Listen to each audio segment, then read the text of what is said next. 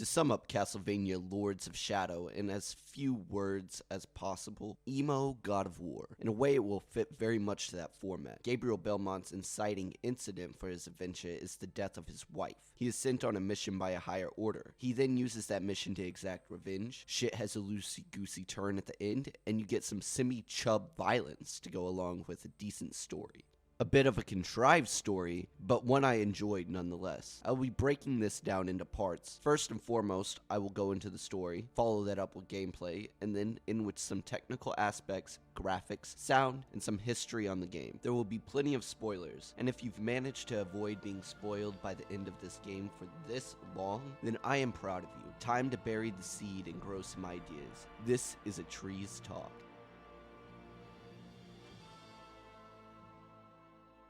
One thing I can give the Lords of Shadow is that it had a decent, if bit contrived, plot. Satan using Zobek so that Zobek would use Gabriel and Gabriel would eventually become Dracula is a bit coincidental, don't you think? In the logic of the story, they do explain it all. Zobek learning of the powers in hell only through Satan's manipulation, and Zobek being gifted with that power meant that all he had to do was pick from the best the Order had to offer, which just so happened to be Gabriel. Zobek using the death of Marie as Gabriel's inciting incident was a good use of a rather inconsistent tie-in. Marie being killed but not knowing by what was always a confusing aspect early on. Clearly, that's what we're trying to imply in the load screens, but he doesn't know what actually did it throughout the whole game. Well, till the very end.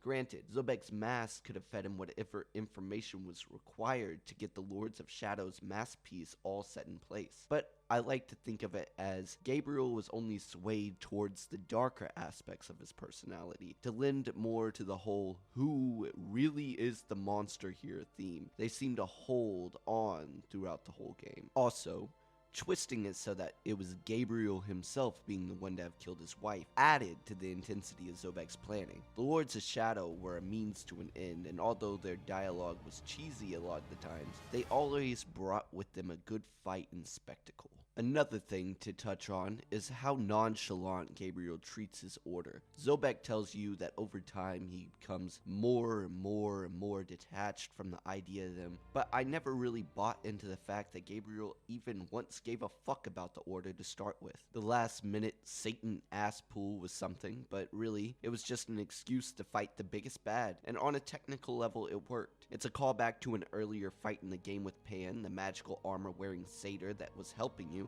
but kept saying he wasn't, but really he was. Satan being pulled into the game on a story level was odd. They only hint at it once during the Baba Yaga scenes, which yet again just seemed contrived. I'm sure someone much smarter than me can pull a bunch of philosophical, analytical bullshit from this game, but in all honesty, it felt like one of those schlocky B movies you pop in on a late Saturday night when you're not quite ready to go to bed, but don't want to commit to something you care about. Anyways, a quick rundown of the events goes as follows. Gabriel's wife dies, and then he is given a mission to kill the Lords of Shadow to complete some prophecy. Gabriel meets Zobek, and Zobek reinforces Gabriel to kill the Lords of Shadow by telling him that with their power, he could bring back the dead, even his wife. Gabriel sees his wife's ghost. They get all sad and shit for a moment. Gabriel enters the land of the Lycans. He meets Claudia, a girl with a golem. They start traveling together. Gabriel has a nightmare where he kills Claudia, only to find out it was true. Golem doesn't like its master being dead.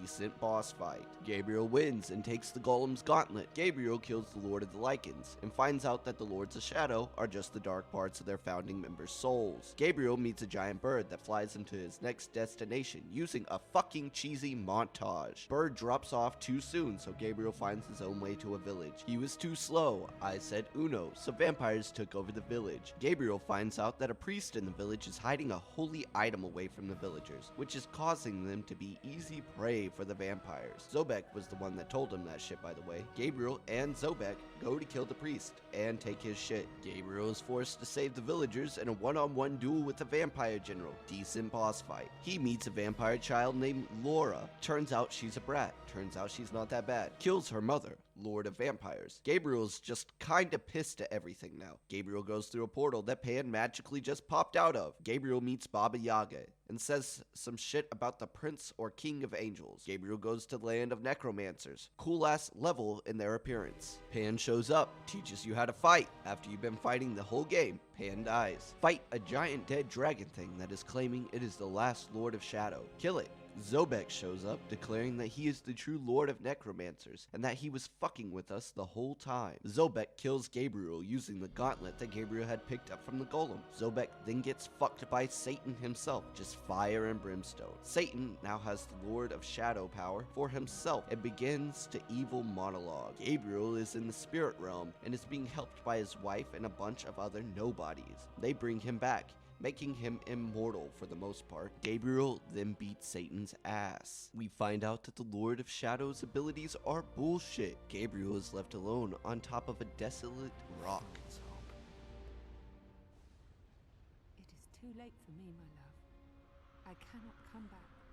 No. No, don't go. It is my time.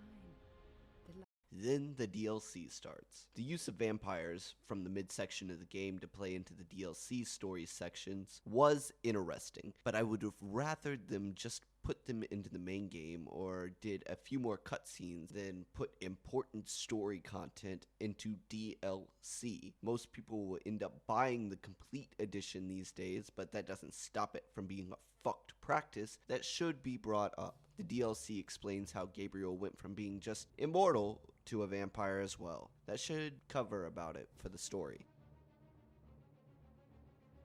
It's a God of War clone, which means it falls under the genre of hack and slash, or character action games, something like that. What I do know is that this game has a weird pause interlaced into the attacks. Like, it's something similar to what the Devil May Cry games do to build combos. The issue I have with that is that the weapon Gabriel is using. With his chain whipping about, you have to make sure that the framing of Gabriel is matching what you want to do. But between the camera angles and lack of clear communication on what combo string you should do into the next, you just start mashing your typical XXY combo, or in this game's case, I would just hold down X to start a combo and just continue to tap X to slam the chain down. I would mix it up from time to time using Y and repeating a similar input. The moves that were least helpful were the ones that would lock down your movement. Speaking of movement, the lack of a real dodge cancel so that I can move out of coming attacks fucking sucked. I got hit so many times because the attacks wouldn't cancel into a block or wouldn't cancel into a roll. And if you want to go aerial, then you need to make sure that it was safe to do so because you lacked a block and or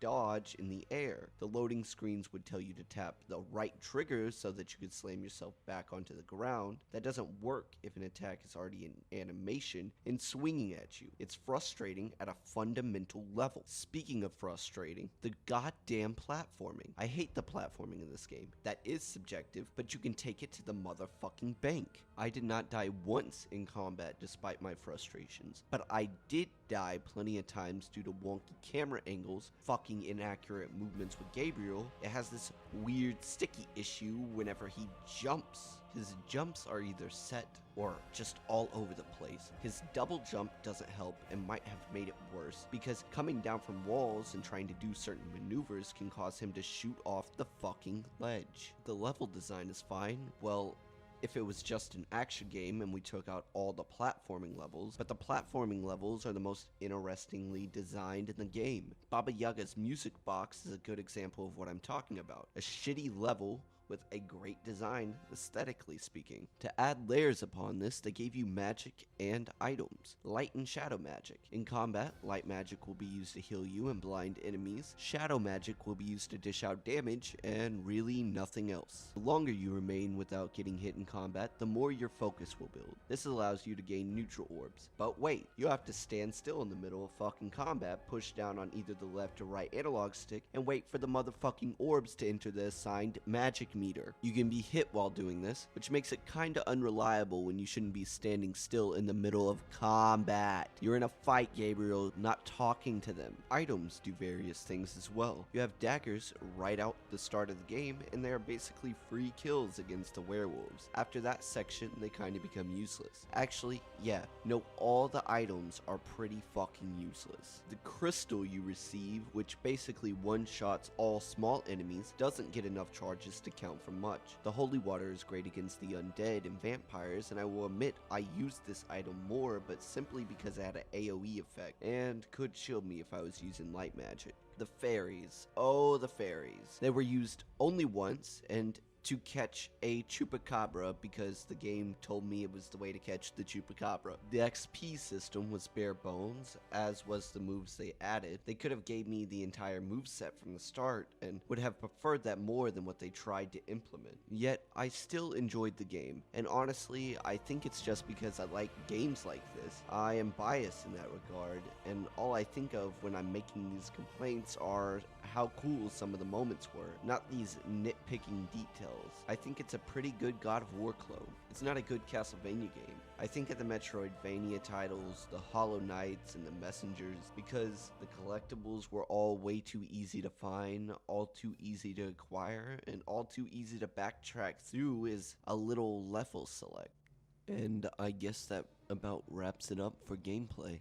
I played it on PC, didn't run into any major bugs, and the game was a stable 144 frames per second. Didn't feel like it, but whatever, that's what the FPS counter said. I had a few climbing issues and some issues early on with grabbing certain items, but that was about it. I saved this for a second to last because I have fucking peasant ears and can't add much to it. Voice actors were good in my opinion, didn't have anything to back it up, but music was also pretty good, but that's also pretty subjective. I don't have much to work with. I'll try harder next time. People and critics overall like the game.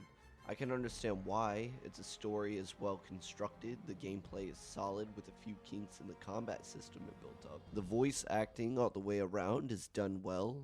Music slaps and the graphics were really fucking good for the time. It looks decent today with a few muddy textures and its out of engine cutscenes kind of hurting the quality. I wouldn't personally rate this higher than a 7 out of 10 because it has too many issues and its minor bits that stack up against it. If you're looking for a cheap slasher with a good story, I recommend this game. If not, you're not missing out on anything revolutionary. Well, with that, we are finished with the first part of this Lords of Shadow trilogy. Join me next time as we take on the Mirror of Fate. Before you go, maybe leave me a like or a dislike. Branch out to the comment section and maybe plant some roots here on my channel by clicking that subscribe button. Can't wait till we can talk again.